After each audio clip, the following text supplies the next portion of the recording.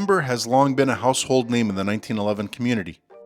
They have always been known to build high-quality 1911s at middle-of-the-line prices. But like every successful gun manufacturer, eventually you need to expand your lineup and evolve with the times.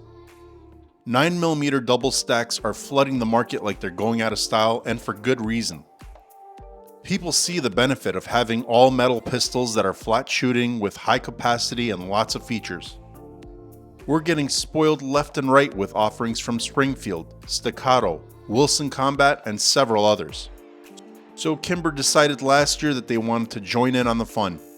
The original KDS9C was a huge hit in the gun community. People were enamored with its quality, reliability, and accuracy. But there were some that wanted just a little bit more. Customers asked for a rail version with an ambi safety, and Kimber listened. As a matter of fact, Kimber impressively added the railed version only 6 months later. A true testament of a company that takes its user feedback seriously. So let's have a look and discuss what I've observed on the KDS9C Rail. At first glance, it's undeniable how aesthetically appealing the pistol is. Its blend of smooth curves giving way to sharp angles gives it a nice mix of old meeting new. Its aggressively reverse crown bull barrel catches the eye and gives way to its beautifully fluted hood.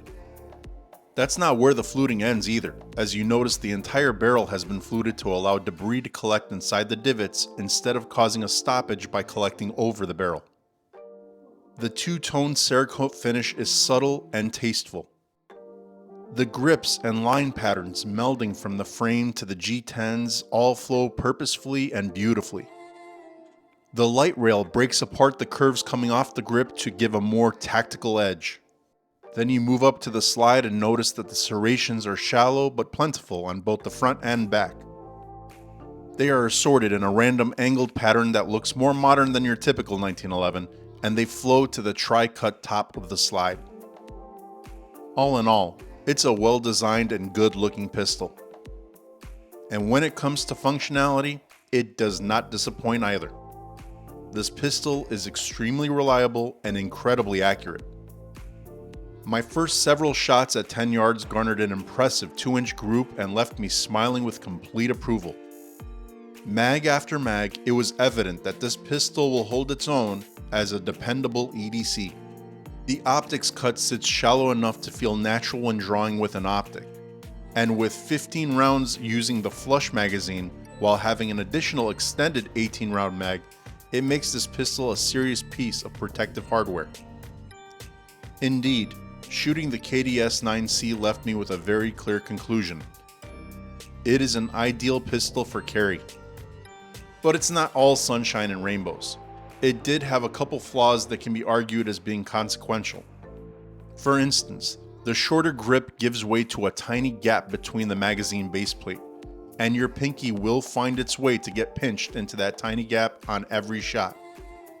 It's not really painful so much as it's distracting when you're shooting, and it's unavoidable. And as good as the gun looks and functions, the fit and finish of this gun are anything but precise. It really can be summarized by saying it's the poor man's EDC-X9 from Wilson Combat. If you've ever handled one of those, you would giggle at the valiant attempt by Kimber to replicate the look and feel of the X9 while clearly being in another league. But still, the KDS9C holds its own and accomplishes the most important task, which is to function as well as the X9, and it does that very well. The KDS9C isn't cheap though. As a matter of fact, it's definitely on the higher end of Kimber's price spectrum. With an MSRP of $1,900 and a street cost of roughly $1,600 to $1,700, it's a steep price point. But unlike some other Kimbers, this one has no MIM parts to speak of, and it's almost entirely billet. That higher quality comes at a cost, but as I've been calling it the poor man's EDC-X9, rest assured it's still about half the cost of the Wilson. And that's still a bargain in my book. If you enjoyed this content, leave a thumbs up. Be sure to subscribe to the channel and share this video with your friends. Until next time, stay safe and may God bless the Republic.